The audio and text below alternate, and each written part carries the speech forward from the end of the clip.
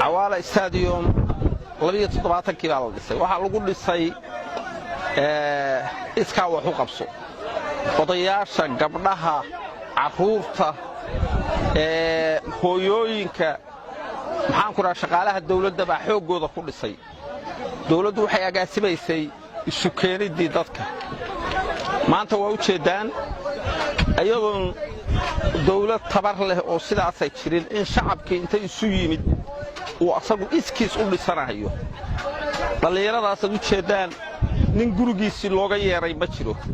nin kasta asaga isxilqaamay oo si toos ah u yimid kharashka ku baxaya waxa bixiyay hooyooyinka dhalinyarada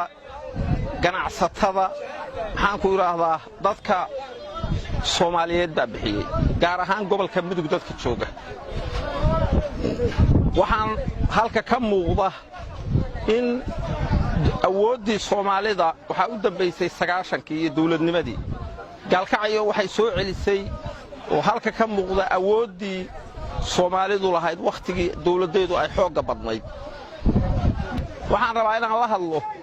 ganacsatada waaweyn oo reer galkacyo oo customerka anagu aan u nahay ama dhalinyarada meeshaan danaysa ay customerka u tahay ama bangiyaha ahaadeen waxaan la hadlayaa shirkadaha dhismaha oo reer galkacyo oo wali waxaan ka gadanna ma ahee aysan maxaan ku yiraahdaa hal kiish oo samiita aanan ka hayn shirkadaha waaweyn oo dhismaha oo reer galkacyo waxaan uga fadhinaa waad u jeedaan dhalinyaradii way shaqaynaysaa waxa meesha ka maqan waxa weeye dhalinyaradii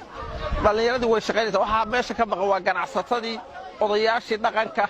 hooyooyinkii intaba meeshaan u fadhinaa shaqada inay ka soo qayb galaan dhalinyaradii waa isku tashatay xoogoodii bay keeneen waa u jeedaan dadkii yaraa oo ganacsatada ah oo reer galkacyo lacagta bixiyay lacagtoodina waa lagu shaqaynayaa waxaan rajaynaynaa oo noo muuqata ganacsatada waaweyn oo magaca ku leh magaaladan ama shirkadaha waaweyn oo magaca ku leh inay ka soo qayb galaan oo halka yimaadaan waxaan hadalkayga ku soo gabagabeynayaa dhalinyarooy haddii hadda odayaasha iyo ganacsatada iyo hooyooyinku ay noo imaan waayaan waxaan diyaar u nahay xooggayaga inaan ku dhammaystirro ka soo qayb gala shaqadaas maalin kasta waa shaqaynaynaa haddii ilaahay iska wax qabtaan ku shaqaynaynaa sababta keentay iska wax u qabsaan waxa way dadku isweydiinayaan waxa leeyahay ma kamil la siiyo shaqada ay qabtaan marka waxaan rabnaa inaan arrintaas idii cadayno muhiimaddu waxa weeye lacagtina soo gaadhay waxa ay lacag 91 kun waxaan ku dalbanay roogii garoonka iyo 3,000 oo kursi oo aan rabno inaan tarabuunka saarno garoonkuna uu ekaaday garoomada caalamiga insha Allah taala bilaha soo socda gudahood maadaama lacagtii aan haysanay aan ku dalbanay roogii iyo alaabihiisii kale waxaan u istaagnay sidii aan uga faa'iideysan lahayn xooggayaga iyo caqligayaga waxaan hadda wax ku bilownay waxa weeye lacag yar oo ka soo hartay lacagtii roogii lagu dalbay waxaan niri marka intaan qof lacag siin lahayn xoogaygaan isticmaalno wixii technical ah waa soo kireysanay dadkii fuunjada ahaa dadkii feerayaasha ahaa iyo dadkii faryaamada ahaa annaga hadda waajibkana saaran waxa weeye labada darbi oo iska soo horjeeda oo 200 mitir inaan shaqadiisa qabanno waxaan iskaga tustay marka darbiga markaan fiirnay injineerkii wuxuu nagu la taliyay darbigan waa adag yahay tiirar hal geliyo kharash badan inuu ka gelin hadii la wada dumiyo dumistu waa lacag dhisitaankiisuna waa lacag laakiin markii darbiga tiir la geliyo tiirar waxaan isku dashinay 5 mitir tiirar aan gelinay waa shubaynaa lacagtaasna marka wixii yarka aan ku bilownay baan ku wadnaa haddana waxaan bilownay inaan lacag ururin magaalada ka bilowno ummadda Soomaaliyeed ama ummadda Puntland ama kuwa reer galkacyoodkaana waxaan faraynaa inay ka qayb qaataan barnaamijkaas hadda waxaan subnay 3 maartay shub oo tir 7 kala noo dhiman aan rajaynaynaa inaan subno waxaan leenahay cawaale agoon ma aha uu dhismayaa biidnillaahi kariim halaga qayb qaat dadweynaha reer maartay galkacyo dal iyo dibad qurba joogta in cawaale ay ka qayb qaataan cawaale ninkii ka hara dhaxal kuma laha cawaale agoon ma aha uu dhismayaa ha noqonin dhinte aan la tabin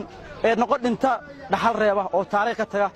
cawaale biidnillaahi isku tashigaasi waa rajaynayaa inuu ku dhismo oo aan kuwa hadda waxa jira marka de ma dhismaye iyo sigale laakiin waxa arki doona maalmaha kamid ah cawaale oo cagaara oo green oo garoon casri oo rasmi ah ina aragtan biidnillaahi kariim waa dhismaya cawaale ha laga qayb qaato qurba joogta aad iyo aad u maansan yihiin lacaga way dhiibeen waxa rajaynayaa inta ku dhiman oo face-ka labaada inay dhiibaan oo lacagaha marti garoonkaas tawracaada sida marti Ingiriiska oo kale tay Sweden oo kale tay in lacagaha soo dhameystiraan jazaakumullahu khayr garoonku uu dhismay anaga xoogaa anaga waa faraha waa u jeedaa sida iyo shubkaasaan shubaynaa cid lacagaan siinayna iyo cid kale ma jirto jawraantii lacagaha aan siin lahayn beerdhay iyo dadka shaqaalaha baan baajinayna $10 oo xoogana sadaqaysanayna si garoonka ugu soo noqoto wax u gasho uu dhismaya cawaale shaqadaas baan haynaa jazaakumullahu khayr aad iyo aad baa u mahadsantahay ballantina waa guul iyo horumar iyo gobonimo waa mahadsan